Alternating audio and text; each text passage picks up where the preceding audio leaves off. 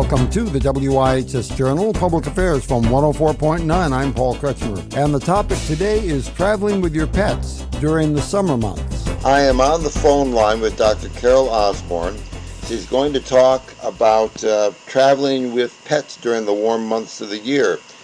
Could you tell me how often people do take their four-legged friends with them then, Doctor? Well, when people are getting ready to take a vacation, the fact is the majority of pet owners, over 60%, like to take their four-legged friends with them. Has that changed significantly over the course of the time of your practice then?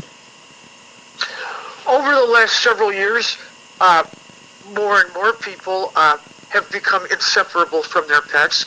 And quite honestly, Paul, I think since the pandemic, everybody's just itching to get out there, and they're definitely not leaving their pets behind this year. Okay. Are there any particular things that we need to be aware of depending on what kind of accommodations we may have on the road, or for that matter, the way we travel, like between a train or an airplane? Oh, absolutely. Depending upon your mode of transportation, you need to plan ahead and do your homework, because each venue, whether it's a plane, a train, a boat, or a car, there are specific things that need to be addressed in each venue. Certainly, first and foremost, is to visit your vet and make sure that your pet is healthy and able to travel. If your pet is very young or very old, pregnant, suffering from a debilitating disease, for example, those pets are probably best left at home. But if you have a healthy pet who is able to travel, and your veterinarian agrees, you certainly want to get a copy of the shot records, any medications that might be needed along the way, and a first aid kit. Again, depending on where you plan to travel, call ahead. Make sure your pet is welcome at the destination of your choice. Wherever you decide to go, your pet should be obedience trained. They should walk calmly on a leash. They should wait in front of doors so they don't mow people down. And once again, you should be very polite, tip generously, and clean up after your dog so that other pet owners will be welcome in the years to come. When it comes to food and treats, the traveling, no matter where you're going or how you're getting there, it's stressful for your pet. Any change from normal equals pet stress. So if you can bring a little supply of the normal food and water, that's a great idea. There are holistic calming remedies. For example, Bach's 5-flower rescue remedy, a combination of 5 flowers made into a little liquid. It's homeopathic, has no adverse effects, but a couple drops in your pet's mouth, food, or water just kind of takes the edge off so they can relax, kind of like, Paul, you and I may be having a little glass of wine. And some of these essential oils, in my veterinary office here in Chagrin Falls, Ohio, I use 3 types of chamomile with blue cypress, and we sprinkle a couple drops on the pet's fur. It smells great, calms them down, and you can apply things like that twice a day. If you're using essential oils, make sure that they're specifically made for your pet, be it a dog, or a cat. If you're in the car, remember, parked cars are a big no-no. It gets real hot inside of a parked car. If it's 80 outside, in 10 or 15 minutes, it could be over 100 within the car. So never leave your pet in a parked car. And if you're planning on going shopping, again, leave your pet at the resort or with someone, but the parked car is definitely not where you want to leave your pet. I was wondering if there's any breeds of animals that for one reason or another, physical characteristics or something like that, shouldn't travel in an area where they're confined, because it not only may they not be stressed out. If you have a short-nosed dog, we call them brachiocephalic, but pugs, Frenchies, bulldogs, Bostons, they already have a breathing compromise by virtue of the breed.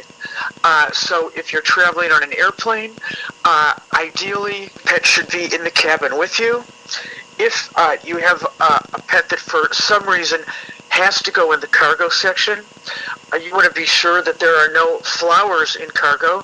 Flowers are packed in dry ice, the fumes of which are very toxic to dogs, especially the ones, the short noses. And just in general, if you're traveling by plane, you want to book a nonstop flight. And if you're having difficulty, there are airlines like PetAirways.com. That's an airline just dedicated to dogs. They have many venues as far as where they travel to and from. They do a nice job, and their only job is to make sure your pet has a happy flight. So there are all kinds of things that are available for people traveling with their pets to make it just as good as it can be.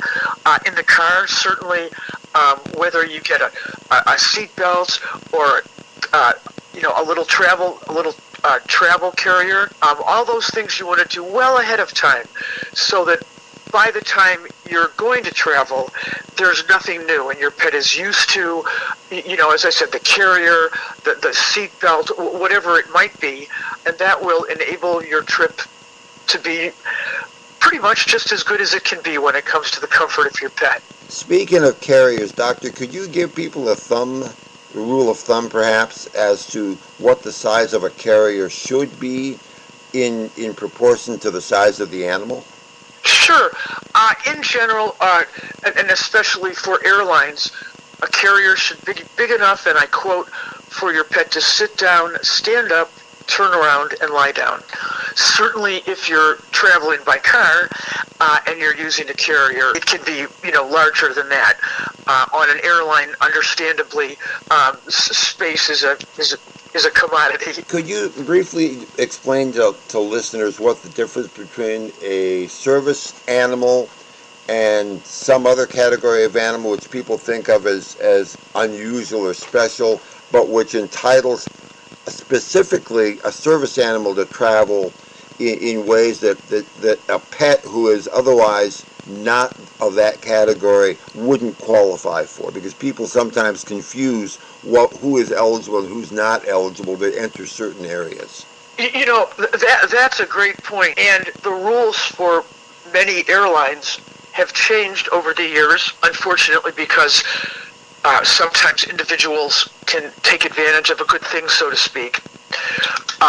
So if you have a certain animal that is a service animal, or an animal for which you have gotten a certificate saying that he or she is a service animal, the big thing with service animals is, at least in many airlines, they fly free. Personally, I would call the specific airline, address your type of service animal, so that you know exactly what the situation is when it comes to dollars and cents, and traveling with your pet by air. Could you tell listeners what the contact point is if they would like to find out further information beyond what we've spent the last few minutes speaking with, and perhaps a website or something of that nature that they could reach out to you for? Yeah, absolutely.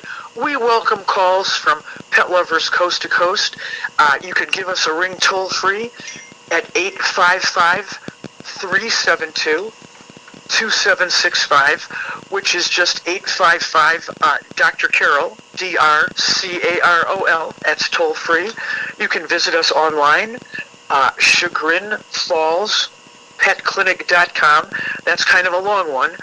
Chagrin is CHAGRIN, Falls Pet Clinic. That's an Indian term referring to rivers. And our other website is just drcarol.com, which is abbreviated DRCAROL.com. Thank you very much for the generosity of your time on a day when you may very well be practicing for the friends in front of you. Thank you very much for being willing to speak. Well, thank you, Paul, and I'd love to talk pets with you at any time you might want to. For further information, call us at 860-346-1049 or write to office@wihsradio.org. Opinions expressed are those of the participants, not necessarily those of the staff or management of the station. I'm Paul Kretschmer on the WIHS Journal, Public Affairs from 104.9 WIHS.